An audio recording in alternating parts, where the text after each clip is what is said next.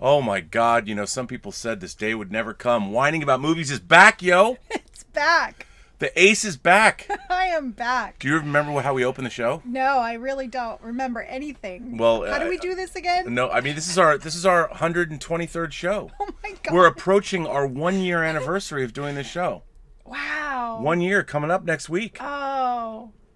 Can you believe that? That would be amazing if I got a Z by then. Well, who's going to give you what are you talking about? I should just. I got to say, this is one of my favorite movies of all time, just so you know. I know this. I'm just going to say that. Yes. I just can't believe we're doing this. It's amazing. I know. It's amazing. We are back. We're here. We are really here. Well, greetings, imagination connoisseurs, once again. After a long absence, it is I, your Duke of Dope Discourse, your master of fun and wonder, your viceroy of verisimilitude, and more importantly, your sommelier of cinema. But you're not here to see me. No one ever was here to see me.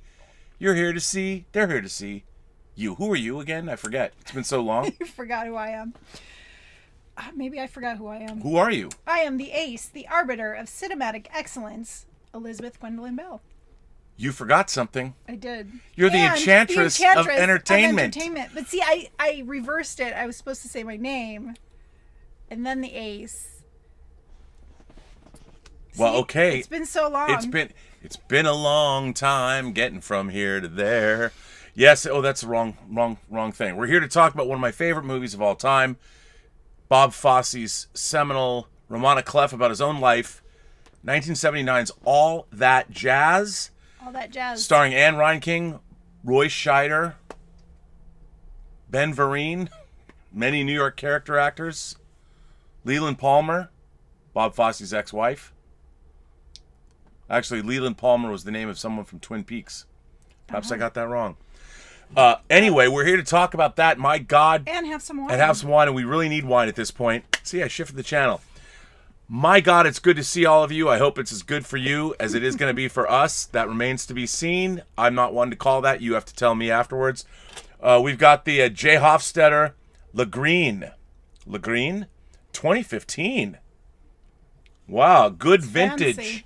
Here it is. Where'd you get this from? Is this from... This is from Wine Awesomeness. Wine? Is that a real place? It's a club that I joined that sends me 6 bottles of wine a month. Wow. Wine Awesomeness. That's Wine Awesomeness. We're still getting, Mr. Goodwin, our sommelier. Yes. He's still sending stuff too. Knocking Point, I just got a message. They're sending us wine. Fantastic. But give me your glass, babe. Never too much wine. Never too much wine. And I have to tell you, I've been a little wine. It's been a long time since you don't let me drink your wine anymore. My naked wines are gone. Yeah, well, it's because you drank all the naked wines you ordered. And so I decided to keep my awesome wine to myself. So until we do these shows. I will only share for the show. You'll only share. Well, okay. Here's to you. Here's to the ace. Here's to everyone else. This is a viewer's choice movie. It was going to be viewer's choice February. We only did 2 movies in February that was viewer's choice. And it's been weeks. We did Miller's Crossing, which was great, and The Color Purple. Another fine choice of films. But 2 great movies. We're doing, by the way, we are doing All That Jazz, and our next film is Local Hero. Bill Forsyth's Local Hero, a wonderful movie starring Peter Riegert from Animal House fame. Let's try this wine. Let's. How intoxicating.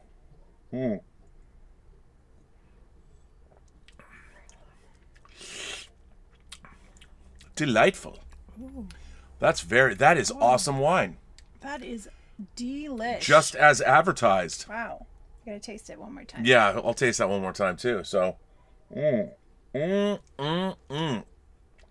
good stuff.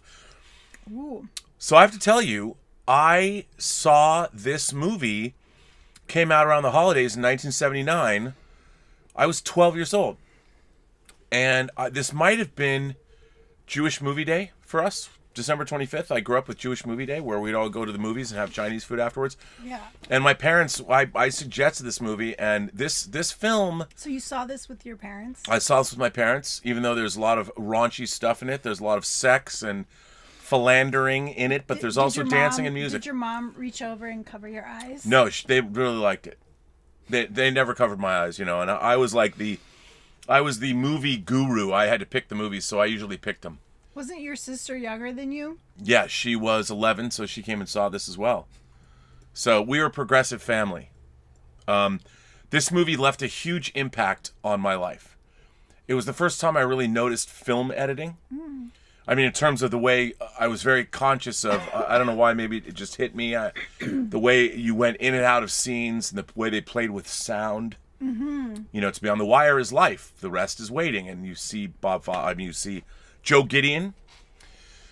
So this movie stars Roy Scheider in a thinly veiled, not impersonation, but recreation of director Bob Fosse himself. We already did Cabaret for WINEning About Movies. We did.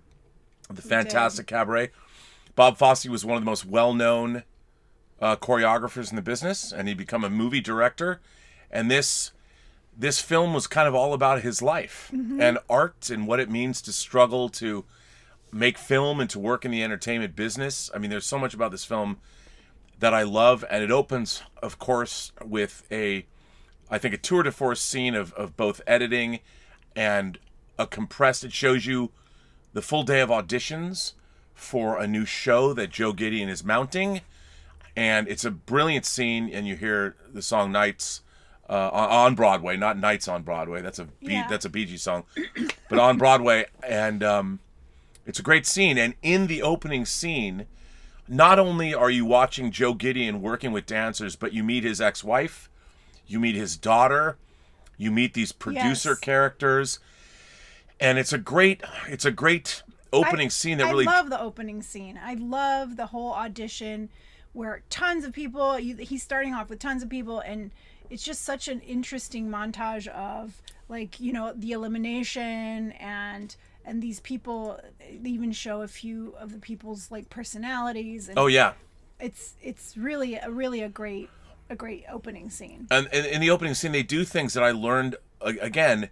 There's a scene where you see two women that have been dejected coming down the staircase, and one of them says to the other, "Oh, fuck him. He never picks me." Yes. And the other one says, "Honey, I did fuck him, and he never picks me either." And I mean, it's a great scene, and it tells you so much about the dancers themselves and about Joe Gideon, and the fact that, you know, he's consumed by his work. He's a total sensualist. You know, he's taking Dexedrine, he takes speed to keep him going. Because not only is he working on a Broadway show, he's also finishing up editing a movie called The Stand-Up, which is a stand-in for Bob Fosse's movie Lenny, which is about Lenny Bruce, our character on Marvelous Mrs. Maisel, that's played by Dustin Hoffman in that film. And so it's while he's working on a Broadway play and he's finishing a movie, and it's just kind of a... I mean, as far as the plot is going on, it's more like you're hanging out with him. It's his life. And you're meeting all the people. He has a girlfriend, Katie, played by Anne Reinking. And then he's got his ex-wife, and he's got his daughter.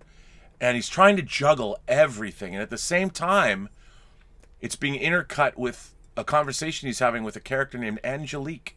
Yes. Played by the great Jessica Lange after her debut in King Kong and John Guillermo's and Dino De Laurentiis' King Kong in 1976. This is now 79, and she's obviously beautiful, and it's almost like he's rummaging around through the detritus of his life. Like he's sitting with her, and it's as if he's backstage, and you see all of the or in a room full of his memories, like his memory palace. But his memory palace is backstage.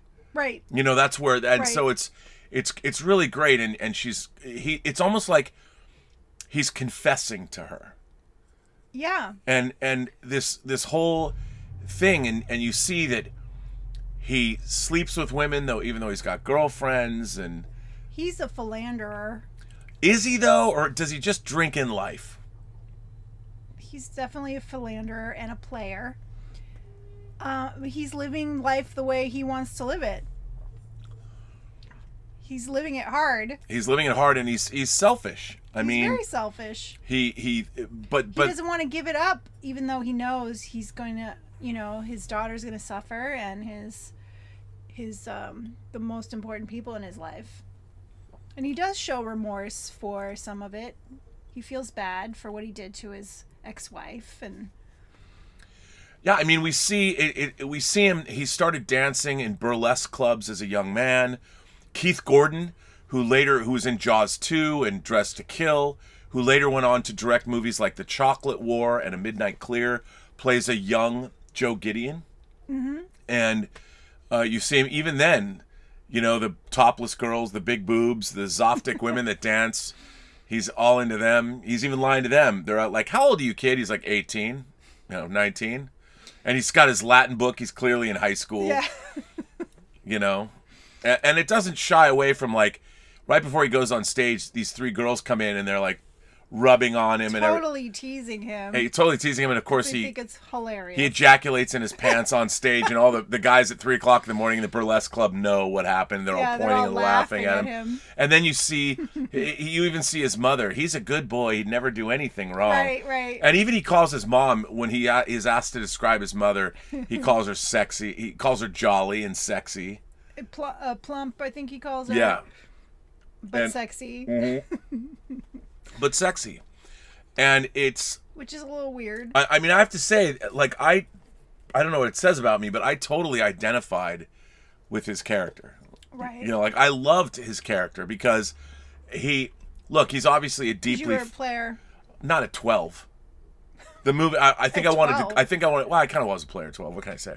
I wanted to grow up and be him. Yeah, that's really sad. But that's the thing. That's really sad. And the first time we watched this together, and you said that to me, and I was like, what the? It was early on when we first started dating, and I was like, maybe I don't know about this. Well, I mean, I don't want to be like, I don't want to be smoking cigarettes in the shower and popping Dexedrine every morning as I look into the, but I can't lie. There have been many times when I've gotten up in my adult life and said, it's showtime, folks, just like him. Yeah. I'm just not listening to classical music as I pop my pills. And oh, you pop pills? No, I've never popped pills. Do you know me? I don't even have any prescription medication. Well, you'd have to go to a doctor for that. Oh, come on now. Well, and apparently Dr. Ballantyne, what ends up happening is between the speed, the cigarettes, the drinking, the women, and the enormous amount of stress Joe Gideon is putting on himself and all of this is a flashback. I mean, the whole movie, he's talking to Angeline because she's the angel of death. Yeah, she's greeting him at... She's more like his guardian angel, and she's going to guide him to the afterlife. Yeah, that's exactly... And the closer and closer he gets to death, the more and more time he spends with her. And then, are we just jumping around? Well, it's not really... The movie doesn't necessarily... I mean, it has a plot, but we've kind of described it. He's doing the Broadway play, and he's doing the movie, and he's got the girls, he's got his daughter, he's got his girlfriend, he cheats on his girlfriend, he's got his ex-wife. Yeah. And he's doing all these things, because it's not like a linear plot. I mean, it is, because you're following these different threads, but at the same time, what's very interesting... Well, he's developing this the play. The play. And you see it. You see the process, like how it starts out, like the song "Take Off With Us." And I have to say, the dance scenes are amazing. Amazing. Well, one of the dance scenes in this movie, Paula Abdul completely lifted for. I don't think it was Straight Up. Maybe it was Straight Up. I know one of her 80s music videos playing. And Sandal Bergman, who's the lead dancer in that sequence, ends up being. She was later playing the female lead in Conan the Barbarian in 1982. Oh. The blonde that has the amazing body. That's at the top. I loved that movie when I was a kid. But and it's, as he's doing this, he's turning the play. The big dance number is Erotica. Yes. It started out as take off with us, and he turned it into this erotic number. Yeah. Take off with us, and they're all taking their clothes off, but so you get to see the development of a Broadway play and all of that, and then of course, and, he's going hard, like he's working hard, he's never stopping, and he's just going, and they warn him like you need to slow down, and he ends up having a heart attack. He has a heart attack. Yeah. He has a heart attack, and that puts everything in jeopardy. The movie comes out, and it gets some good reviews, but not great reviews. And a woman that has always been a critic that has liked his work trashes it. Well, he's a perfectionist, and so like you see him when he's editing the film, he keeps like going. He just wants to keep working on it. It's like never finished in his mind. And finally, I think the producer's like, we've got to finish this. And then it premieres, and he doesn't even want to go to the premiere because in his gut he feels like it's not right. And so when he gets the reviews, they tell him, his friends tell him, oh, you have great reviews. But then he listens to that one, and he's like, oh my God. Oh, here it comes. Yeah. And it's. But again, it's the life of an artist. Uh-huh. You can spend. You've seen me working on one single particular movie almost the entire time I've known you. Yeah. And it finally comes out, and was it worth it? Does anybody care? Somebody you work on something for literally years, and somebody can tear it apart in a paragraph. Yeah. I mean, but that's the whole thing. That's the life of the artist.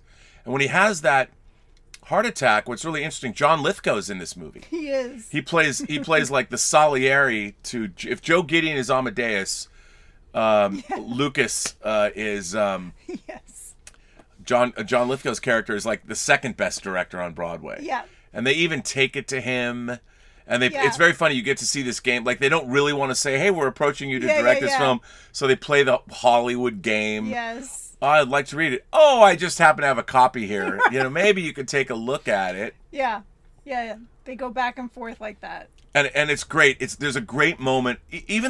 So every single scene in this movie, even though there's really short scenes, they tell you everything you need to know. Like when the producer of Joe Gideon's play or musical meets with John Lithgow, a woman walks up to him at the table, and she says, are you Lucas Sargent? And he goes, well, yes, I am. And she goes, next to Joe Gideon, you're my favorite Broadway director. Yes.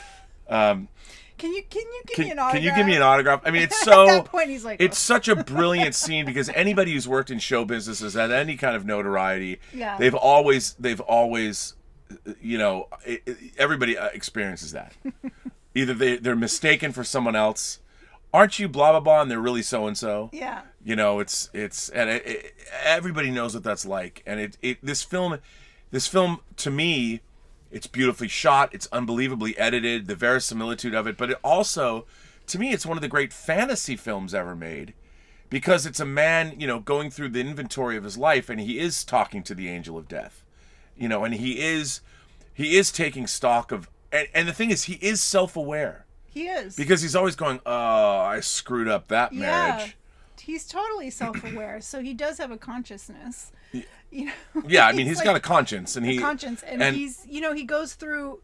You see these scenes where he's talking to the angel, and he's reminiscing, and he's regretting things, and he's, pulling out memories from drawers, and it's really neat how they, approached his imminent death. No, and it is, and it's coming. From the beginning of the movie's leading up to his death, and I wonder, Bob Fosse later, I think he died of a heart attack, or maybe, but 8 years later. Yeah, 8 years later he died of a heart attack, and what's interesting on this, it's so weird and so crazy. But he knew it was going to happen. He willed it. Well, I mean, come on, you make a movie about it. He willed it. Every time I watch this movie, and of course, the latter half of the film turns into this really long sort of sequence. I mean, it was amazing. Here we went and saw, when I first saw this movie, he has open heart surgery. And they literally crank up, you see him crack open, they crank open his heart. And it's a real beating heart. It's not a special effect. They've actually shot somebody who's having open heart surgery. And I remember seeing Siskel and Ebert review this, and I don't remember. One of them liked it, and I think Roger Ebert didn't, which was surprising. Your favorite, because he wrote, of course, Beyond the Valley of the Dolls. But he didn't like this movie, and I remember in the review, the thing that stuck with me as a kid was I love watching Siskel and Ebert when they review something I already saw. Yeah. And I remember one of them said something to the effect of, I never thought I would see open heart surgery at a movie that came out during the holidays. Because it came out at Christmas. Did it? Yeah, and I remember it was brutal. Well, that's a depressing movie to come out at Christmas. But I don't know, is this movie, do you think this movie's depressing? In a way, yes. Why do you think it's depressing? Well, because you see him develop this relationship with his daughter. And, who loves him. She adores and he loves him. her. And she wants him to be proud of her. Like, she's dancing, and she even does a number with his girlfriend. It's the greatest scene. I love that scene.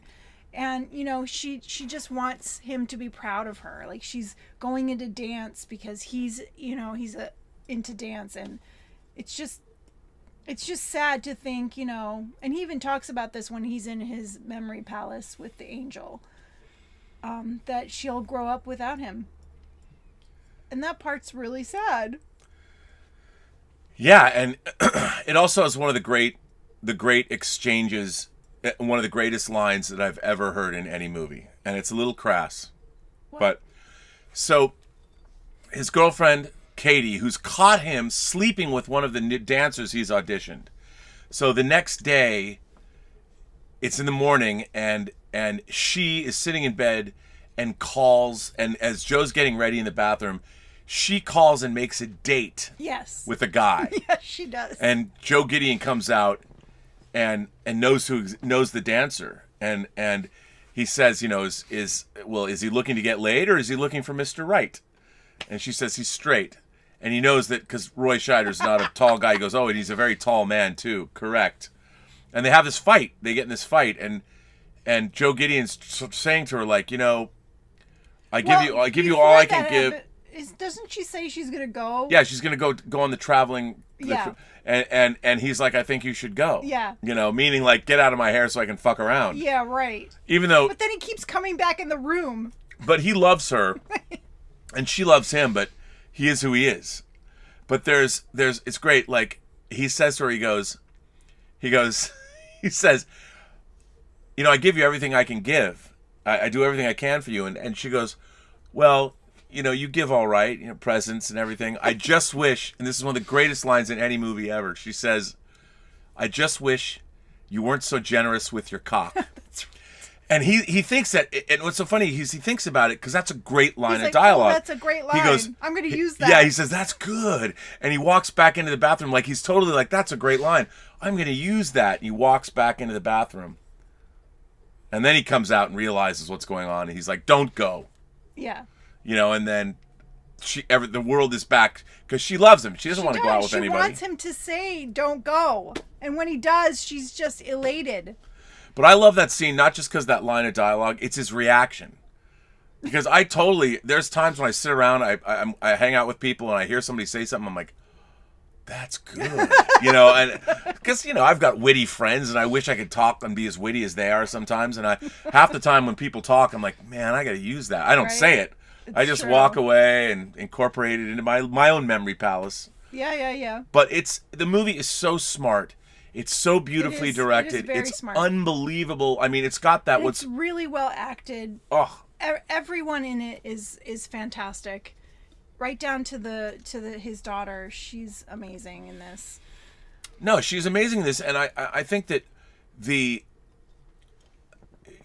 I've never seen a movie deal with the artistic impulse like this. I mean, we watched Frida a while ago, the Frida Kahlo movie, and I love that movie. It's great, but it doesn't deal with. It dealt with the lives of the artists, like right. Frida and he's a communist, and they're all that, and this film deals with what it's like to be completely immersed in the artistic impulse, like to be an artist, like the life that you lead, because you're devoted to your art, and sometimes a lot of people don't understand. They don't get it. They're like, what are you getting out of what you're doing that I can't give you? What you're like being immersed, like being like when I first started editing, and when I was first editing the first movie I was editing, I was dating a girl and she didn't understand it at all. She's like, I don't understand. What is this? Like, and why all you she's like, when we're together, you're not even with me. And you're thinking about the next edit you're doing. I'm like, I am. And I totally get that, being an artist myself. It's just an impulse. You just are driven to do what you need to do. And it's a need. It is a need, and time changes. You're not aware of the passage of time. No, you're not. Like I sit down and start editing And suddenly 8 hours have gone by. Yeah. Like, I've forgotten to go to the bathroom. I haven't eaten. I'll come in and be like, wait, what happened? You get in that zone where... You do. You get in the zone. You get in the zone, and, Yeah. and nothing else matters. And it's interesting. I think part of his problem is, he wanted to do it all. There's so much going on in his life that but he had to be. It's like, you can't just work on one thing. I wish you could, but the world isn't that way. Yeah. Yeah. So let me ask you this. Did you find this movie to be uplifting or depressing? Or a combination of the two? I mean, watching him drive himself to his death is really hard to watch. But why do you think... What's interesting is he clearly is... He knows what he's supposed to be doing, and he's not. Yeah. He doesn't stop the excess. He can't. He can't. Even though he loves his daughter, he loves his ex-wife, he loves his girlfriend, he just cannot... His drive is so strong that he cannot stop himself. But his drive to what? Die? He can't change. He can't change. I mean, it just seems... You watch this movie and it just seems like such a waste. It is such a waste. That he doesn't do anything the doctors tell him. He doesn't. He hides champagne in the hotel and in the it's a very hospital room. selfish thing to do because you have all this talent and you owe that to the world. To give that to the world, and you're going to selfishly drive yourself to death. But see, that's the problem that I've always had with the film. Yeah. Is that I like this guy so much, and he seems to have it all, and yet, he wants to check out, man. It's not that he wants to; he just can't stop doing what he's doing. But it's like, on one hand, the artistic impulse he's creating, the act of creating. So, the fact that he's purposefully destroying himself. I don't think it's purposeful. I think that his creativity comes out of what he is, the way he's living. It is. And he's so living. The two at are so enmeshed together. His creativity and the things that he creates and the life he's living are so intertwined that there's no way to unwind it and separate the two. So, his drive to create is the same drive he has for his lifestyle. So, it's inevitable. He can't create and he can't continue the lifestyle. They're all together. It's all one thing. Well, there's a moment in the movie where his mother... the mother's actually talking to Angelique, the angel of death. Right. And she says, all his life, he's had such a crush on you. What do you think that means? Like, his mother knew. Like, I don't think he has a death wish. He doesn't have a death wish. It's just that his drive is driving him to death. But isn't that true of all of us? Except if you're I mean, many artists are... Oh, I know. Many artists have been and are alcoholics, drug addicts, philanderers. Like, it's all it's all intertwined. I know. For some of us, not for all of us. Well, that's good to know. When you're in there painting, you're not taking, like, massive amounts of speed and... No. Oh, that's good. No. Okay, well, that's... Maybe, do you think that... Are you? No. When you're in here? No. I mean, if I had a Tony Montana-sized mountain of cocaine in front of me, I might, But that would only be because I would have to have... Well, we know that if you have bottles of wine in here, that you're going to drink them. Well, now, hang on a second. Yes, but I enjoy drinking wine, not to necessarily excess. I enjoy it. Like, Yeah, but what I'm saying is, all those bottles, you brought them in here, and over time, I'm not saying all at once. Yeah. You drank them. Yeah, but I enjoy it. I even enjoyed doing observations with a glass of wine. Yeah. I enjoy it. No, I enjoy it. I feel a little... It settles me. It's like... Look, when you watch the Prometheus documentary that Charlie made, when Arthur Max, the production designer, and Ridley Scott, they're having their afternoon meetings, somebody comes in with a tray of wine glasses and everybody's drinking wine. Maybe that was the problem with Prometheus. You know what it is? I think that creative people are risk takers. And so that opens up every avenue. So, you're going to take the risk of taking drugs. You're going to take the risk of drinking, over drinking. You're going to take all the risks, because being creative, you have to take risks to bring your work to fruition. You're going to take a lot of risks, and it goes hand in hand. But I guess I just don't see that as necessarily risk taking. I think one of the it is, you're putting your work out there and people are that's it. Yes, that's that a risk. Is a huge risk. No, it's a huge and that holds people back. There are many people who would never ever make a movie for the risk of being criticized. Oh, and you are. Like, I made a movie and people either love it or they hate it. Right. But you have to be, that has to be part of who you are. Taking risks. You have to be creative, and taking risks, it's all part of the same thing. So, as we lead into, obviously he has a heart attack, then he's getting better, but he refuses to do what he needs to do to help his health. He's going to have another heart attack, and it's a catastrophic heart attack that leads to his death. Yes. And it leads to a blowout. He escapes from his bed, and he goes around in the hospital, and it's he does all these. He finds a black orderly that knows the songs that he knows. Pack up your troubles in an old kit bag and smile, smile, smile. It's great. It is. And no, I mean, the thing is, everywhere Joe Gideon goes, he brings showbiz with him. He brings the joy, and he'll find it. He'll find that no matter where he goes in the world, no matter what he does. I mean, he brings it out in people. He finds that thing. Yeah. I mean, in a way, maybe I love. I mean, to me, this movie is in my top 5 movies of all time.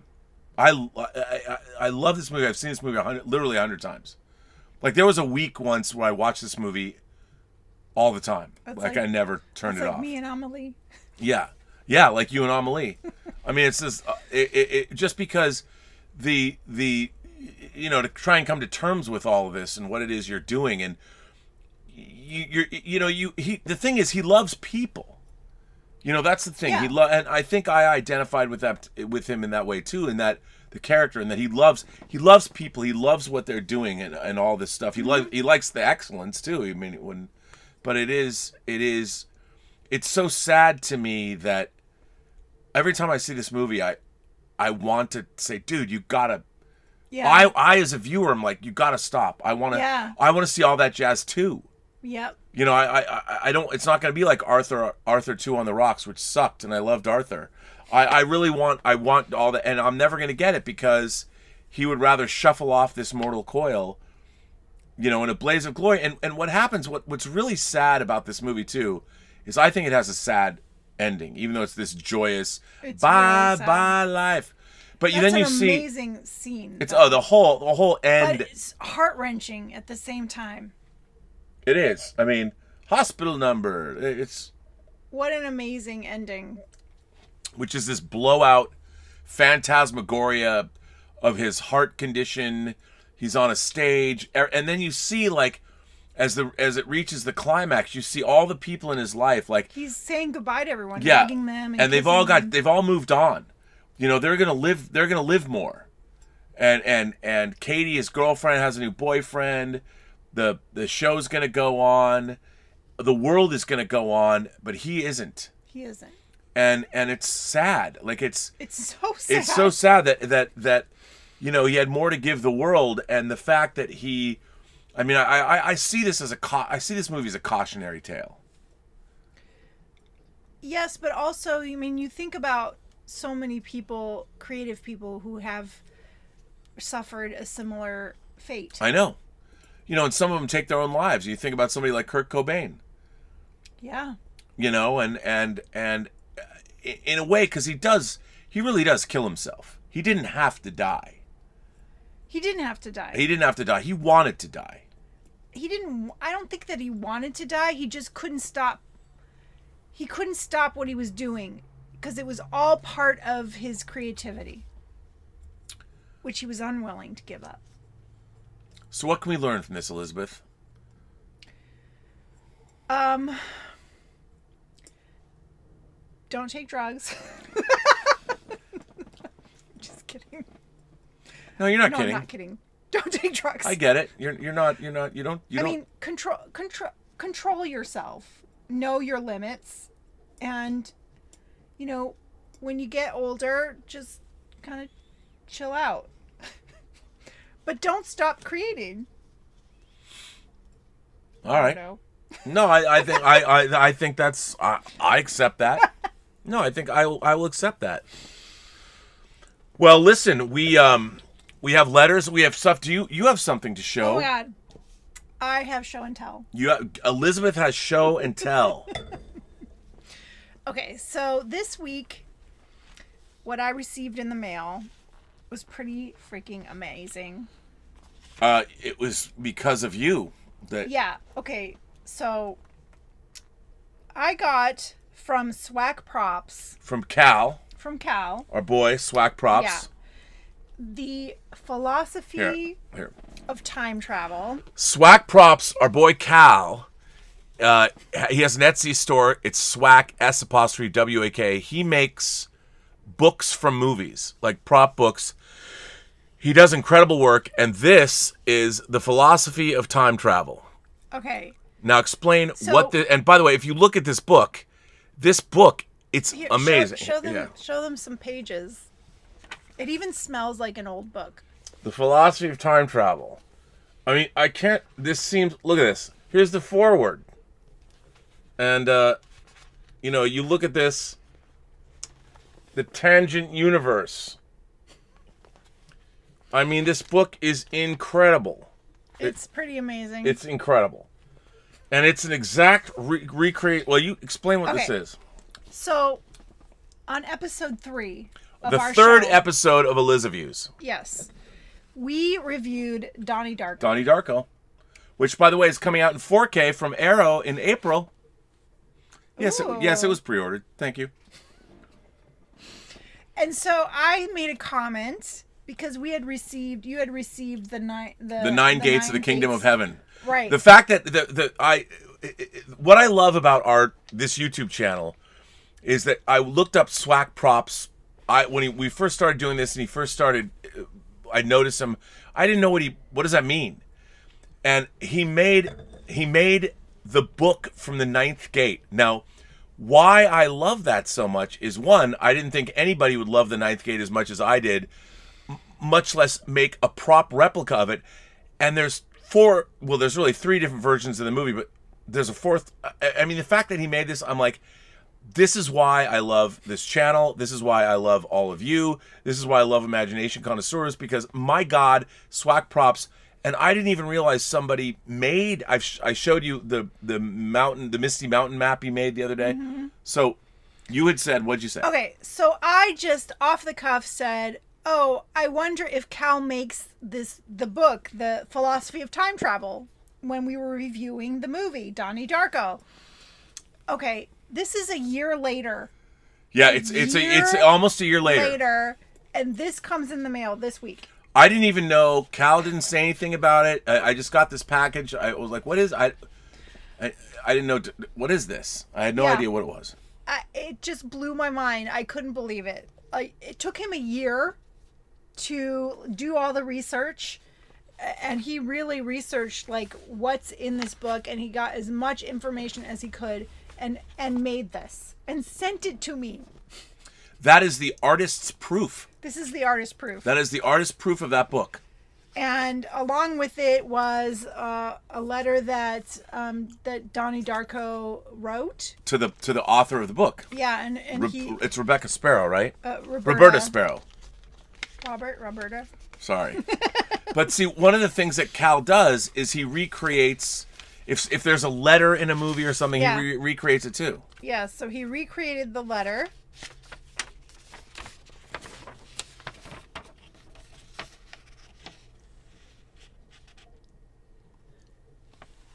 And he wrote me a letter. He wrote you a letter. He did. Should I read it? Well, yeah, I would read it. Here, can you put that back in there? So this letter is canonical. Well, that's what's so great about it. Yes. Okay.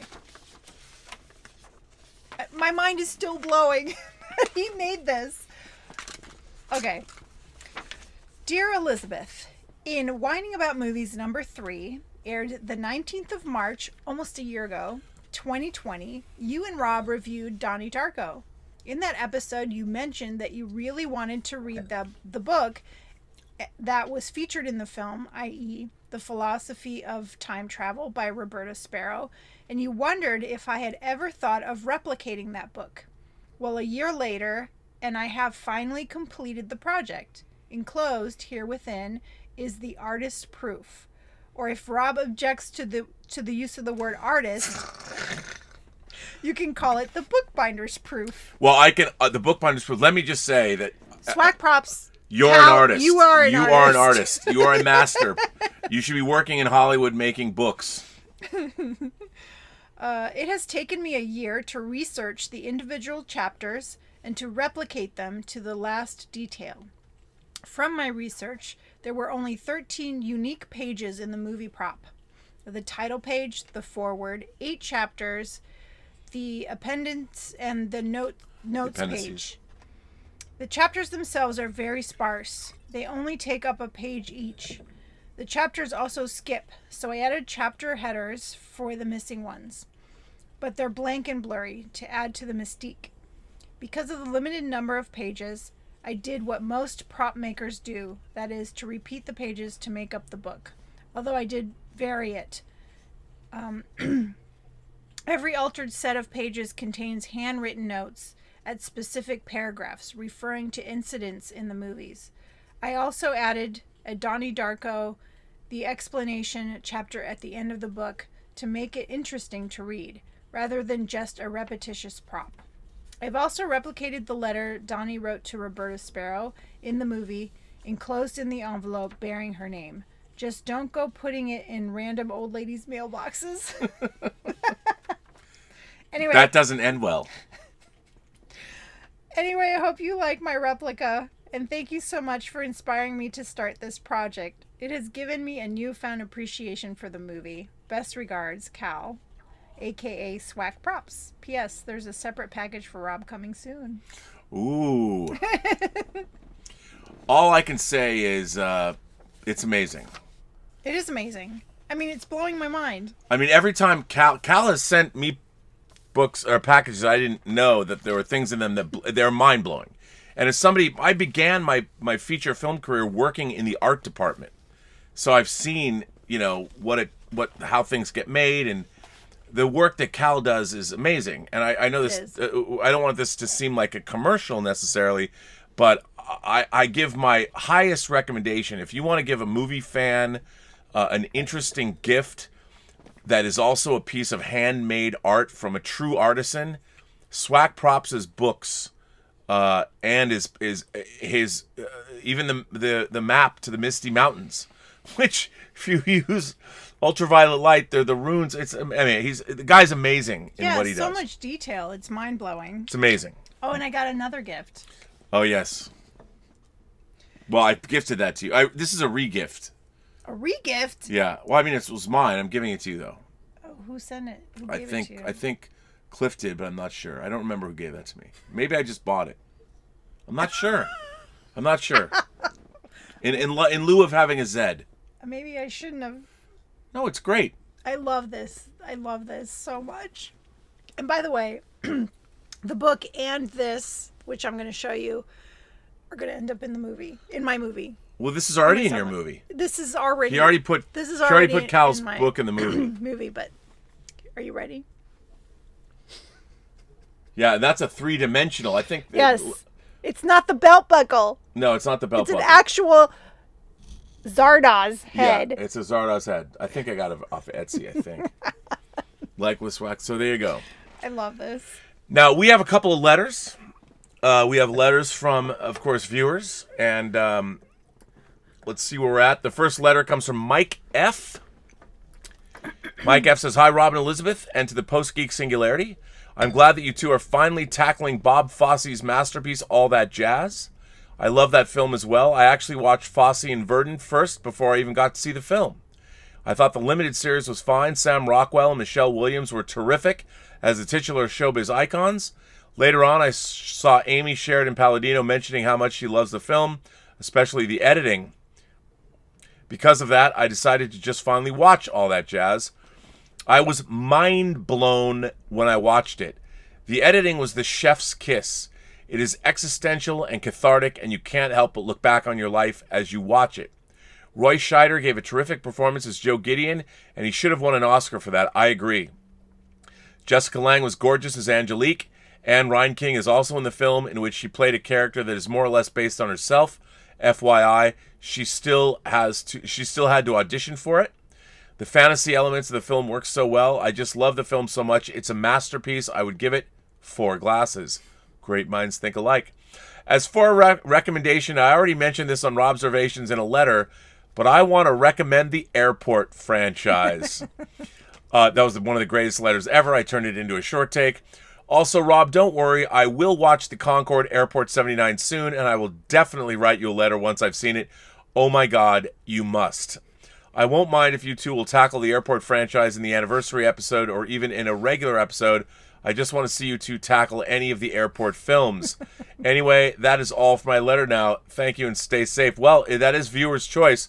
Okay, we will do an Airport movie after. You have to decide which Airport movie. After Local Hero, we're going to do one of the 4 Airport films. Airport 75, Airport 77, or Airport 79. Actually, the Concorde Airport 79. We'll leave it up to the viewers to decide. But Mike F., thank you. And by the way, your letter about Airport was hilarious. I loved it. This one comes from Omar94. Hi, Rob and Elizabeth. One of your viewers brought up The Color Purple in a letter, and you two made that a movie to watch for WINEning. I have a suggestion and recommendation for a film you might want to check out if you're interested, which I think is quite good and underappreciated. The film is 1991's Kenneth Branagh, starring and directed film Dead Again, which also stars his then-wife, Emma Thompson, Andy Garcia, Wayne Knight, and Robin Williams. I thought you guys might be interested in seeing it, as it reminded me a little bit of The Long Kiss Goodnight, and you think that's a good thing? Dieter, cheers to you, buddy. Which you did a WINEning episode for. The film follows a woman who has lost her memory, and a private investigator is enlisted to help track down her identity. That's really the only similarity it has to The Long Kiss Goodnight, as everything else is entirely different, since it's not an action movie, but more of a neo-noir thriller. That's just a suggestion I have for you two if you struggle to find a film to watch for WINEning.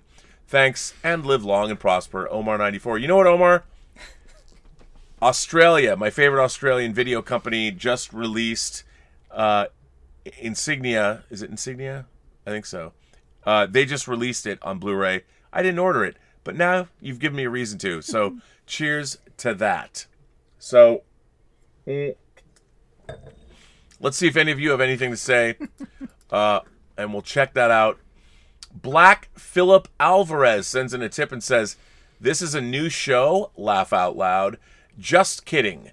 Welcome back, Elizabeth. We missed you. Aww. I need my WINEning fix. I love you guys."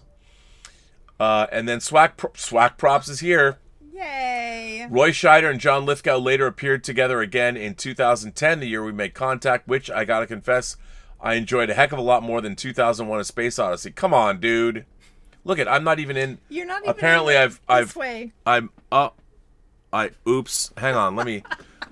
You know what? It's been a long time getting from here to there. Hang on. Let me just edit this shot a little bit and fix myself in this shot. What do you think about that? You know what I'm saying? I think it's a good idea. I mean, I could bring myself back up. Hang on. Hold, please. I'm going to bring myself back into this shot. There we go. Here we go. Like it's been a while. You know, I readjusted the camera. What can I say? There, I'll put myself back, and maybe we can put ourselves up like this. Nope, I guess we can't. That's it for us.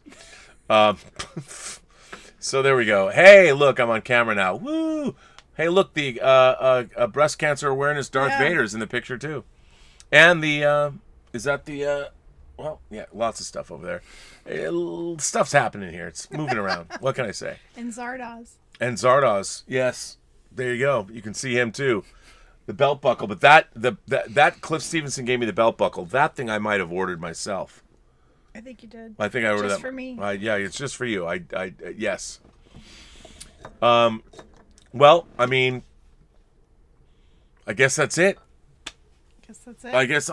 I mean, we come to the end. The real question is, this is really good. Let's polish this. Did you give me more wine? I did. Oh, okay. Yes, I gave you more. I always give you more wine. Are you sure? Yes, I'm sure. Well, you say that on every show. Did you give me more wine? You should rewind and go, I don't think he gave me more wine, but, you know. So, we've got... Do you want to change the camera? Do I want to change the camera? I don't know. Do I? Should I? I think you should. Let me change the camera. Because we're wrapping up. We're wrapping up. Yeah. Okay, well, anyway, so... We're gonna get back into this. Yeah. I mean, you've been really busy. I've been busy. School's been, you know... I got to wrap up the film festival. Put it all on me, though. I don't. Should I? No. No, I'm not going to put it all on you. I said I'm not going to put it all on you. I've been busy. You've been busy. Yeah. You know, last night we had a catastrophic electrical failure. Let's not get into that. But we were going to do this show last night. We were. I thought my life was over when all the power turned out in here when I was actually in the process of working on a television program with the producers and creator of the show via Zoom. Yeah. I saw my life just like Joe Gideon's flash before my eyes. Okay, let's not talk about it. Okay, I know. Sorry. It's all good. So we're going to do viewer's choice. So we're going to do Local Hero next. And we're going to do one of the airport movies. Yes. We really should do... Do you want to vote on this movie? Yeah, I said we should vote. They should pick. No. Our bottoms up. Oh, yes. Okay. Yes, it's been so long. So we have our bottoms up scale. Explain our bottoms up scale, Elysabeth. Our bottoms up scale is from 1 to 4 glasses because there are 4 glasses of wine in a bottle. 4 glasses of wine in a bottle. Mm-hmm. So on a scale of 1 to 4 glasses of wine, how many glasses of wine do you give this movie? Okay. If you had asked me this a few years ago, I would have said less than I'm going to say right now, only because you wanted to be him and that freaked me out. But now, rewatching it and knowing who you are and that you are not like him. I'm not like him. I'm going to give this 4 glasses. Oh, that's my girl. I give it 4 glasses of wine, too. Again, this is one of the movies that it influenced my career. And I'll tell you something. What's really interesting, if I might plug Tango Shalom, there is a lot of all that jazz in the editing of Tango Shalom, in a way. I mean, I tried. Obviously, I was thinking about Tango Shalom when I was thinking about all that jazz editing Tango Shalom. Yeah. And there's certain editorial flourishes and things that that's so cool. Actually, the entire end sequence. There's spoiler alert. There's a dance competition at the end of Tango Shalom, and it is called Tango. The Shalom. entire end of the movie, the whole dance competition, was definitely. I'm not saying it's as good. I'm not saying like that, but in terms of the way I approached it editorially, because it was a problematic sequence because it was a mess that we didn't have, and I was thinking about how can we make this like the end of All That Jazz. So the way I intercut between the characters and built it was very inspired by that, by Tango Shalom. Tango Shalom was inspired by the end of, actually all the editing. And, that's very cool. So, yep. And I love Tango Shalom, so. Well, I'm glad you do. I mean, you got to sit and watch Gabe and I sit for hours in our laundry room working. I did. Finishing it. We even shot some of Tango Shalom in our house. We did. In my frames. In your frames. Yeah. Yeah, we did. Well, on that note, it is good to be back. We're going to be back on a regular schedule. We're going to try and do 2 or 3 shows a week because you're still in school and you're very busy. But we've missed this. And I think the 19th was our 3rd show, according to Cal. Yeah. So today's the 9th. So our first show has got to be in the next couple days. So our anniversary. Oh my God. Wow. Our anniversary. I mean, it's, we started the show when COVID started, and we have now been sheltering at home. Next week will be our year of sheltering at home. Crazy. And yeah, it's crazy. And this show was born out of that. It was. So. It was. That is nuts. Crazy. And on that note, I want to say, look, I've had some wine. I want to say thank you to our great moderating staff, beginning with Mike Bodden and the Richard. They set the tone. Brian Hepburn is here. Let's see who else is here. I don't know. I have to put on my glasses to read. Justin Toner's here. Thank you for being here, guys. I don't know if anyone else. I think that's everybody. I want to thank you for being here. I want to thank our moderating staff. It's tremendous. And if you want to send us letters, you can at theBurnettwork.net. You can always go to Facebook and find the Richard on the Post-Geek Singularity Facebook page. You can also find the WINEning About Movies Facebook page, the Let's Get Physical Media Facebook page, and the Fully Articulated Facebook page, if that is something you want to do.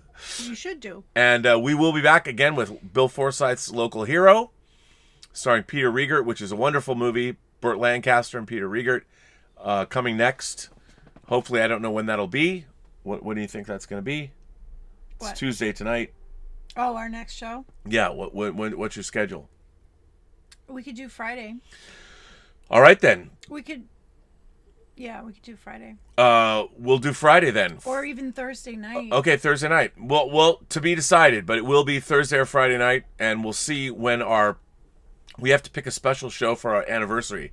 We'll hold off since we said the airport movie. We will do that, but what is our 1-year anniversary movie going to be? Yeah, tell us. It is viewer's choice for the end of March till the end of March. What would be good? Anniversary? What would be good? I think we should redo Zardoz. No, we can't redo. We don't redo Zardoz. We're not going to re-review it. Or we're not going to change our opinions of Zardoz, are we? No. Yeah, I think you should turn this into a necklace and wear it. Just wear it swinging on your chest. That would be. Or you could balance it on your boobs. The gun is good. The penis is evil. So there you go. But anyway, on that note, ladies and gentlemen, boys and girls, gentle beings, kind souls from across these 28 known galaxies, thank you for joining us for the return of WINEning About Movies. It's been a long time. Our first show in March. Thank you so much for being here. And we will be back with Local Hero on Thursday or Friday. And then after that, our 1-year anniversary show. What movie should it be? What movie should it be? Send suggestions in to the Richard. So he'll find out. Yep. Now, don't we say anything? Come on, you got to take us out. Oh. Everyone you meet has a story to tell that you have yet to hear, and all you have to do is listen. All you have to do is listen and have a better night. Have a better knife. Oh, I almost said have a butter knife. Poor BL Alley. I miss BL. Come back, BL. Too. We missed you, man. Thanks for being here, everybody.